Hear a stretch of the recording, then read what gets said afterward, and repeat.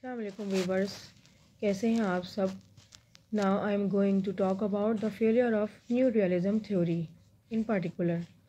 After the Cold War and collapse of the Soviet Union in other condition of globalization, transformation in the international system in the 21st century occurred and made a fundamental changes to the previous to the classical neo-realist and political realism, Morgenthau and structural realism since the Cold War.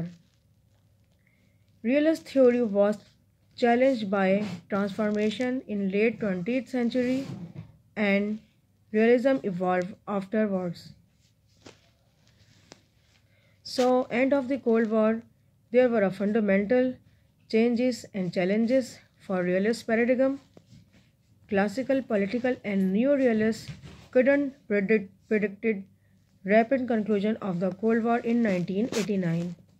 According to the structural realists, the Cold War perceived for indefinite future. Structural realists claimed that the Cold War was stabilizing force and stabilizing factor in international system. लिहाजा जब सर्द जंग का ख़ात्मा हुआ और Soviet union ख़त्म हो गई, कोलैप्स हो गई, तो इंटरनेशनल सिस्टम में एक तग़य्युर पजीरी वाज़ा हुई, एक चेंजेस हुई, तब्दीली हुई। और late 19th century and 20th century के शुरू में रियलिज्म थ्योरी में भी तब्दीलियाँ वाक़या होनी शुरू हो गई। ज़ाहिर है दुनिया जो है वो बायोपोलैरिटी से यूनिपोलैरिटी की तरफ जा रही थी। सोवियत यूनियन कोलैप्स हो गया था और अमेरिका एक सुपर पावर की तरह से सामने आया था, उभरा था एक शक्ल में। सोवियत यूनियन जो है वो रशियन फेडरेशन में तब्दील हो गई थी। और जो है इसके साथ साथ रियलिज्म थ्योरी में भी एक चेंज आया था, वो डेक्लाइन की तरफ जा रही थी। और इसके साथ साथ जो स्ट्रक्चरल रियलिज्म के जो मानने वाले थे, थ्योरिस्ट थे, वो अपना नुक्ता नज़र इस तरह पेश कर रहे थे कि सर्द जंग जो है वो एक मुस्तहकम ताकत थी और एक मुस्तहकम अमामल फैक्टर जिसकी वजह से ये तब्दीलियाँ रोनुमा हुई। वो प्रेडिक्ट नहीं कर पा रहे थे, उनको मतलब इतना ज़्यादा उम्मीद नहीं थी कि इतनी रैपिड कंक्लूजन की तरफ वो नहीं आए थे कि आफ्टर द कोल्ड वार क्या होने वाला है। मगर जब सोवियत यूनियन डिसइंटीग्रेट हो गई तो उससे फिर रियलिज्म थ्योरी डिक्लाइन हो गई। Now I am going to talk about after the Cold War and new changes occurred in the new realism theory. The end of the Cold War, however, undermined new realist theory in two ways. दो वजूहात की वजह से जो है वो decline हुई थी new realism theory.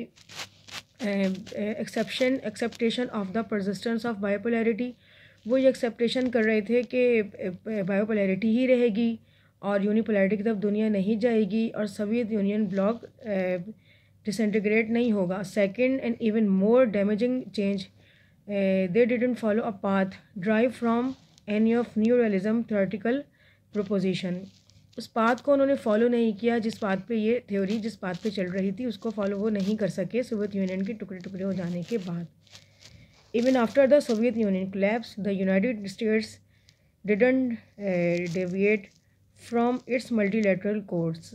While the initial draft of the defensive planning guidance for 1944 to 1999 fiscal years had indicated that the United States shouldn't prevent the emergence of new rival and convince potential competition, whatever the merits of new realism theory might be illuminated of the periods of before World War I and during the Cold War. But after the Cold War, the new realism theory had falling down and its standards and theoretical approach do not seem to correspond to present era and state practice.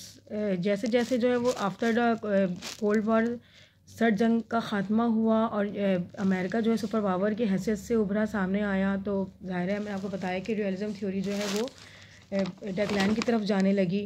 हालांकि जब after the world war, second world war, ये theory उरूज पे चली गई थी, मगर जैसे जैसे टाइम बढ़ता गया ये थ्योरी डेक्लाइन की तरफ चली गई और जो है वो ज़ाहिर हमें नहीं नज़र आया इसके बाद कि वो प्रेजेंट इरा में इसके जो नज़रियात थे वो प्रेजेंट इरा में स्टेट्स के साथ मैच करते थे।